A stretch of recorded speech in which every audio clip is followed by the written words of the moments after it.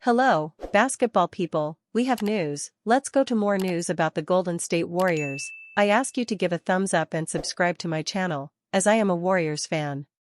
Coby White is a young, explosive, fast, and scoring player. These are reasons enough for the Warriors to include him in a trade for Jonathan Kuminga.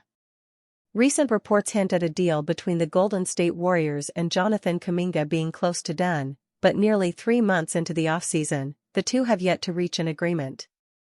While Kuminga wants the biggest deal he can get and Golden State wants him to return on a discount, the mounting pressure and turmoil have looked to reach a peak.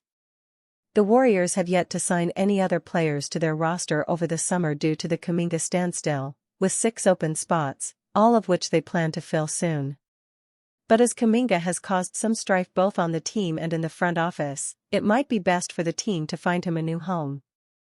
Golden State has seen other controversies during its historic run, but the 22-year-old wing player has put a major blemish on what is expected to be Stephen Curry, Jimmy Butler, and Draymond Green's last title push of their careers. Therefore, the Warriors should send Kuminga elsewhere in hopes of adding another player who can better contribute to winning in 2025-26. Step in Coby White of the Chicago Bulls, coming off a career year, averaging 20 points per game. Jonathan Kuminga for Coby White mock trade. As outlined by Bleacher Report, a full Kuminga for White trade between Golden State and Chicago would look like this. Golden State Warriors receive Coby White and Jalen Smith. Chicago Bulls receive Jonathan Kuminga, sign-and trade, Moses Moody and a 2028 first-round pick. With the entire hoops world, Jimmy Butler included, apparently, waiting on a resolution to Kuminga's restricted free agency, the Warriors have to be searching for a solution that, in their minds, better prepares this roster to win right now, Zach Buckley wrote. Stephen Curry, Jimmy Butler, and Draymond Green all have 2 years left on their contracts, so the organization should feel much more urgency than the sticky situation with Kuminga otherwise reflects. Though very different players, White would play a similar role for Kuminga on the Warriors. He would take a larger perimeter scoring role away from players like Brandon Podziemski and Buddy Hield, but would be a more reliable ball handler and playmaker alongside Golden State's Big Three. Kuminga had a bigger scoring responsibility once Curry went out in the playoffs, but White has been putting up those types of numbers over the past 2 seasons. His size would likely be a downgrade on defense, but at 6'5" White remains somewhat effective.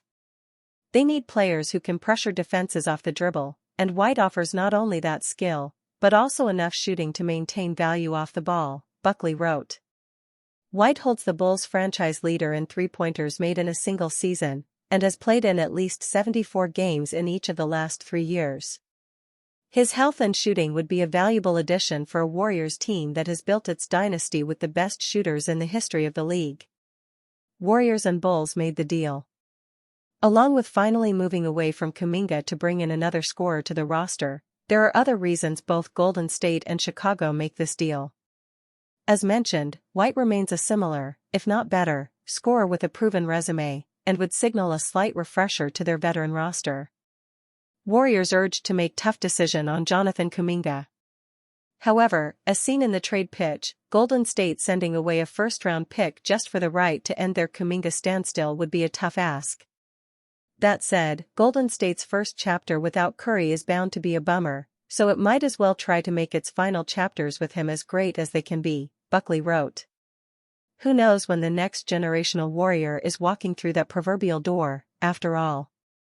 In addition to swapping White for Kuminga, the Warriors would also pick up Smith in the deal, a big man who would come in on their incomplete frontcourt depth. After losing Kevin Looney in free agency, Golden State has just Green, Quinton Post, and potentially Al Horford as their only big men. Smith is effective when on the court and would offer at least some rim protection on a team with more wing depth than anything else. Warriors to sign multiple veterans as Kuminga saga winds down. For Chicago, they locked down Josh Giddey, and he and White playing together found limited success. They would bring in Kuminga and have him take on a larger scoring role, while giving Giddey the opportunity to be the lead playmaker. As for the Bulls, they should be distancing themselves from their prosaic present and pushing toward a brighter future, Buckley added. Betting on Kuminga's ability to thrive in a larger, more consistent role than he's handled in Golden State would be a big part of that plan. DeAnthony Melton is close to returning to the Warriors. The Golden State Warriors are set for a major gamble entering the 2025-26 NBA season, with veteran superstar Stephen Curry likely to be the only point guard on the entire 15-man main roster. According to the latest free agency reports from Mark Stein, the Warriors are set to fill their remaining 6 roster spots with Jonathan Kuminga, Al Horford, DeAnthony Melton, Gary Payton II, Seth Curry and Will Richard. While that leaves an abundance of shooting guards available for Steve Kerr, it does make for a potentially unhealthy reliance on a 37-year-old Curry. Perhaps it also goes to show the faith Golden State have in Brandon Podziemski and DeAnthony Melton, the latter of which has played just 44 games in the last 2 years and is coming off a torn ACL injury. DeAnthony Melton may get on-ball opportunity for the Warriors. Melton might be seen by many as a prototypical 3-and-D player, but he also has secondary ball handling and playmaking skills that could shine further within Kerr's free-flowing offense. Assuming Podziemski starts at shooting guard to open the season, Melton could become Golden State's de facto backup point guard behind Curry. The second unit is sure to be run through Jimmy Butler and might also feature Jonathan Kuminga as a prominent offensive option, yet Melton could still be given far more on-ball opportunity than he's seen at other recent stops in his career. That's going to grant the 27-year-old an even greater chance to rehabilitate his value and market himself to the Warriors and other prospective teams ahead of free agency next year.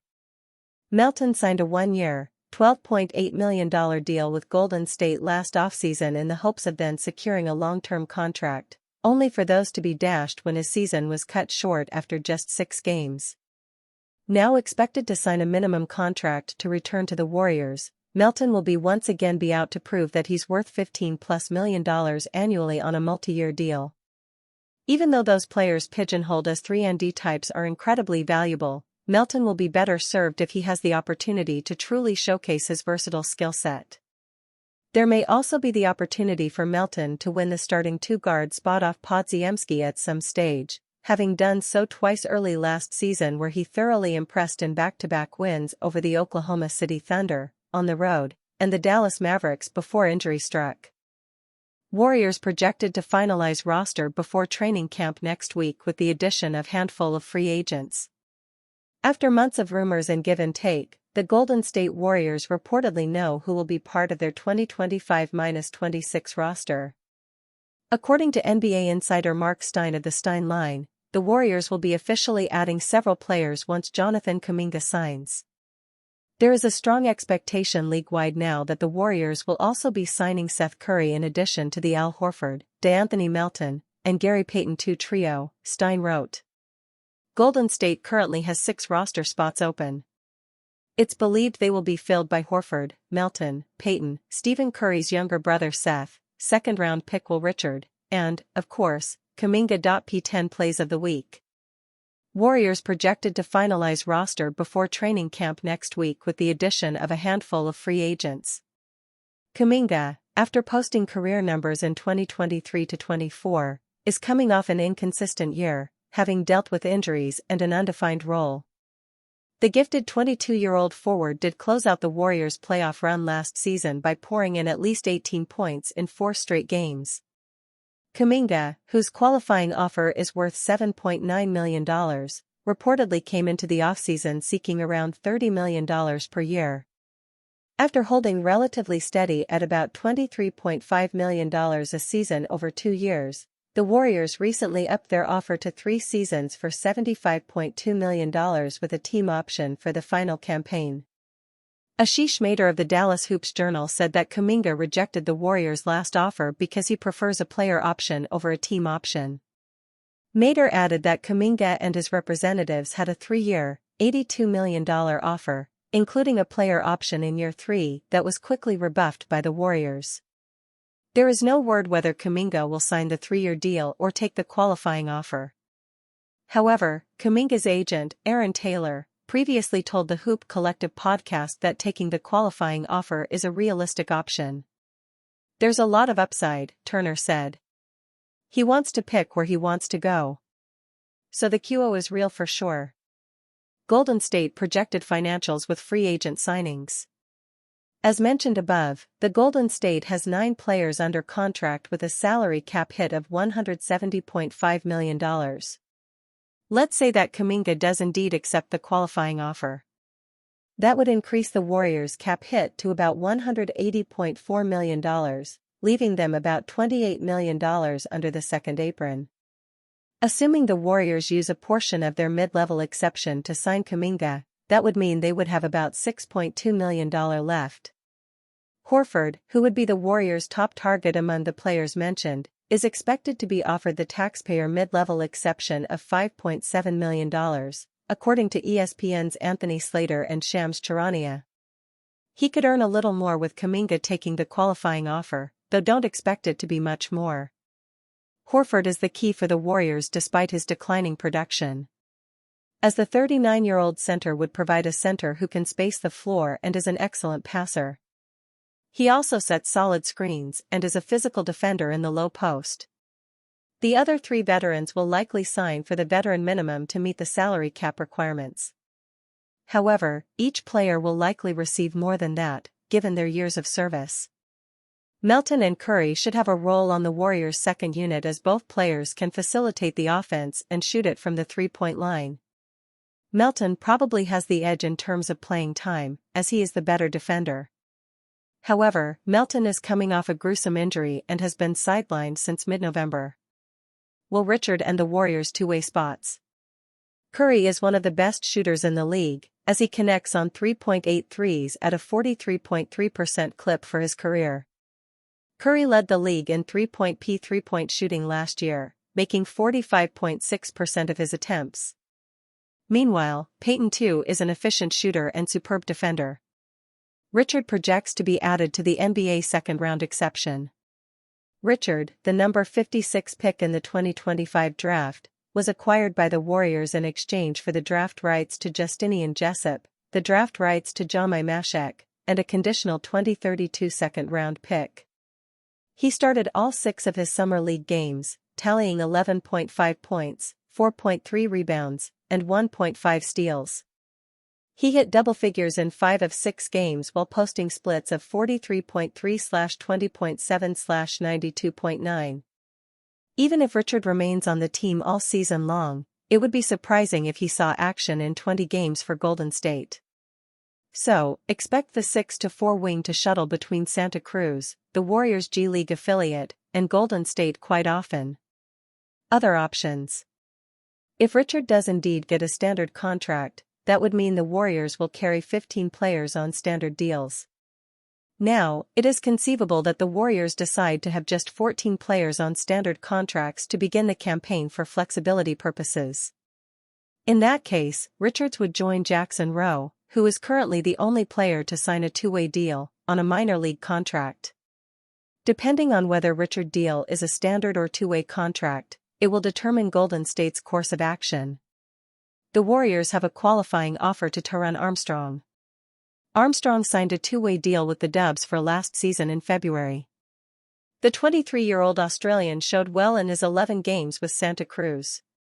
Regardless, Alex Tui appears destined for one of the Warriors' minor league spots. Tui was selected by the Phoenix with the 52nd pick in this year's draft, but was shipped to Golden State as part of the bigger Kevin Durant deal. The 6'8" forward is raw but oozing with potential.